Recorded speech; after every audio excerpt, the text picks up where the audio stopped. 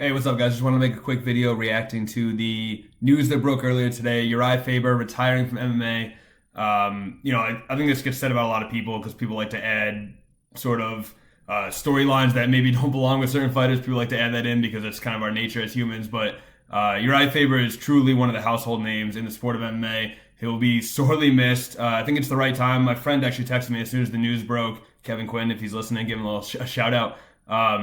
As soon as the news broke, my friend texted me and was like, it's really sad to see him go because we kind of grew up watching this guy. But at the same time, I really think it is the right time for him to make this move.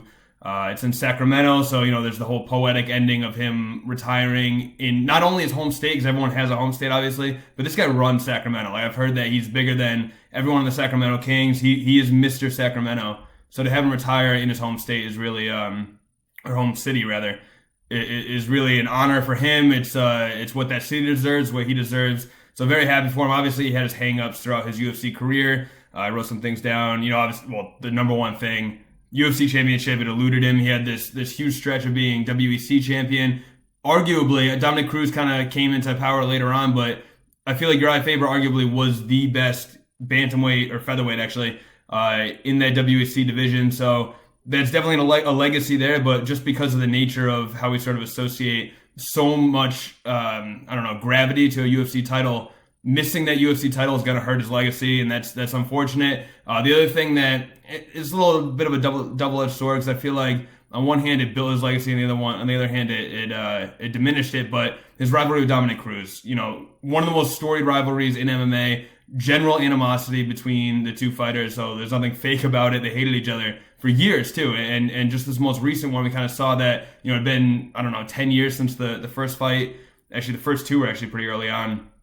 It'd been like all these years, and you still see the hatred they have for each other. So it's interesting to see those organic rivalries. I think so many times they're forced. So to see an organic rivalry like that, it definitely elevated both their stocks, their household name recognition, all this stuff. But of course, Faber came up on the short end of that. He got Cruz early. A lot of people think that Cruz wasn't the same fighter back then. It was pretty early in his career. So he beat Cruz fairly early on in the fight, or early on in his career, and then Cruz comes back, wins the fight to even it up one apiece. And then obviously most recently, actually earlier this year, Cruz won the tiebreaker as well. And then Faber, of course, lost to Jimmy Rivera in his last fight. So he's coming up back-to-back losses. I'm not going to say that he's really diminished. I think Jimmy Rivera is a very legitimate contender. I think that Dominic Cruz is arguably the best bantamweight of all time. So it's no shame to lose to these guys. And Faber's been one of those guys who pretty much beats all the guys who don't deserve to have that win. So he's right there, and he's almost, I don't want to say he's a gatekeeper because I think that's kind of insulting towards him. I think he's better than that. But he is almost like a top level gatekeeper. Like, if you can beat Faber, then you're championship caliber. That's always been sort of the litmus test at bantamweight, and then of course previously at featherweight. So it's an honor that he is that guy, and he's accomplished so much in his career that you can't take anything away from him. But obviously those two things hurt him. But then on the other hand, I really think that his lasting legacy on the sport, forget the WC titles, which are extremely impressive. Forget his record. Forget the post-fight bonuses. His huge fan base. He really was one of the first guys to market himself and become a brand. I feel like Uriah Faber was a brand. When I was growing up, I remember he was sort of the guy who, even if you hadn't heard of the UFC, you'd heard of Uriah Faber. Now you have Ronda Rousey, you have Conor McGregor, you have other people that are sort of that guy or that girl in the sport. But Faber was really the first one Chuck Liddell was up there too, but Faber was almost as popular, and he wasn't even in the UFC at the time. Like, when he was in the WEC, he was already had almost, at least from my perspective, already had the name recognition that a guy like Chuck Liddell or Tito Ortiz had, which is unbelievable if you think about it, because WEC was nowhere near the UFC as far as exposure and all this stuff. So, it's truly a great legacy that he's leaving behind. But like, beyond anything else, I really think the legacy that he leaves behind is Team Alpha Male. The team that he's built, the doors he's opened for the lower weight class fighters, and we're still seeing that continue. And he's obviously not going to leave that. He's still going to be running that gym, heavily associated with it. He is the guy who created it, like all these things. And now he's put in different coaches. Didn't work out with Dwayne Ludwig, but he's put in different coaches to make sure that legacy continues with him. Even after him, he's making sure that Team Alpha Male is really a household name. And I'm sorry, my headphones out. And we're seeing the lasting effects of that right now. And a big part of that is these upcoming cards. So on that Sacramento card, we have Paige Van Zant, who has become a very big star in her own right. She's facing Michelle Waterson. Huge opportunity for her. Not that, I mean, it's on par with like a Rose Namajunas fight or whatever. So it's not like the biggest opportunity of her career necessarily, but it's a huge opportunity to fight Michelle Waterson. That's a direct legacy of Urijah Faber.